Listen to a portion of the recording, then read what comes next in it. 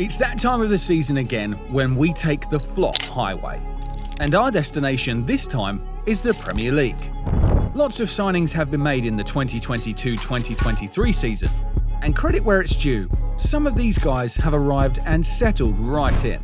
But there are quite a few players who we expected to do great, but haven't set the world on fire exactly. Welcome to Goal Line FC, and today we'll be looking at the 7 biggest flops in the Premier League this season. Before we continue, be sure to subscribe to our channel if you like what you see, and ring the bell icon to be notified of our latest videos. Ready? Let's go! The model for Premier League flops this season has to be Richarlison. I mean, this guy was bought for €58 million and is still yet to score after featuring in over 20 Premier League games. In fact, he scored only 2 goals all season for Tottenham, and both goals came in the Champions League. I mean, for even Championship standards, that's quite bad. He scored a couple of offside goals here and there, and that's really been it for Richarlison. If this doesn't qualify Richarlison as a prime flop, what does? What's funny with this guy is that he went to the World Cup with Brazil and did absolute madness, then came back to Spurs and continued his flopping ways. Still on the case of Brazilian flops, Antony is another one. Some might argue he's been decent. Not good decent, but decent as he's had a few flashy fidget spinning moments here and there. But when you buy a winger for €95 million, you'd surely expect him to score more than 7 goals across all competitions and 4 in the Premier League. And 3 out of his 4 goals came in his first 3 Premier League games. So he's had a fair bit of a barren goal scoring spell. Now, we know the game's not all about goals and assists, but when you buy a player for €95 million, you'd certainly expect quite the goal contribution. Also, Antony is supposed to be some Neymar regen, but at this point, he doesn't seem to be able to beat his man. That's quite embarrassing for a winger if you ask us. At this rate, he's trailing Richarlison by a few points for the number 1 spot.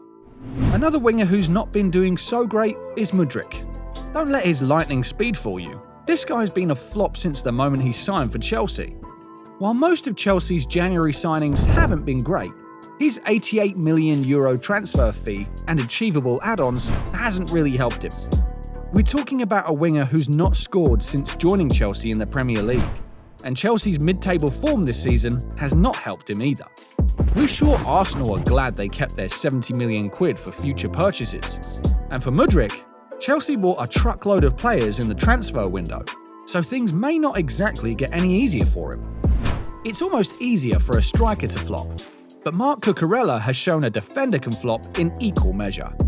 In his first few games, say 4 games for Chelsea, but since then, the guy's just gone straight down. He was supposed to be a great attacking outlet and defensive force for Chelsea, but he's been neither for the Blues. What's worse is the guy appears so clueless and unbothered about what's going on around him. It's really comical at this point. You guys remember when his comical error for the Watkins goal against Villa? It's just weird with the guy at this point. We're sure City would be welcome thanking Chelsea for taking the guy off their hands. This season, Chelsea brought a whole chest of players, so it is certain they'd be the home of flops too. Mudryk, Cucurella and now Aubameyang, on our list of flops, certifies Chelsea as the flop asylum this season. But for Aubameyang, the entire blame isn't really on him, but the coach also. After Lewandowski joined Barcelona, where Aubameyang had previously been banging goal, Auba had to find himself a new club. Fortunately and unfortunately, Thomas Tuchel came knocking and managed the former Dortmund striker to sign with Chelsea. The two had worked together, and nothing could really go wrong, right? Wrong. Thomas Tuchel was sacked, and Graham Potter doesn't really fancy the guy. He's getting some game time now that Lampard's at the helm, but we doubt he'd want to stay at Chelsea beyond the season. At this point, he's just patient for the summer transfer window to open so he can get the heck out of the club. Let's give Chelsea some rest and head to another blue-layered flop county, Everton. Neal Maupay, former Brighton striker, wasn't really the most prolific striker. He made a few Arsenal fans cry, but that was it.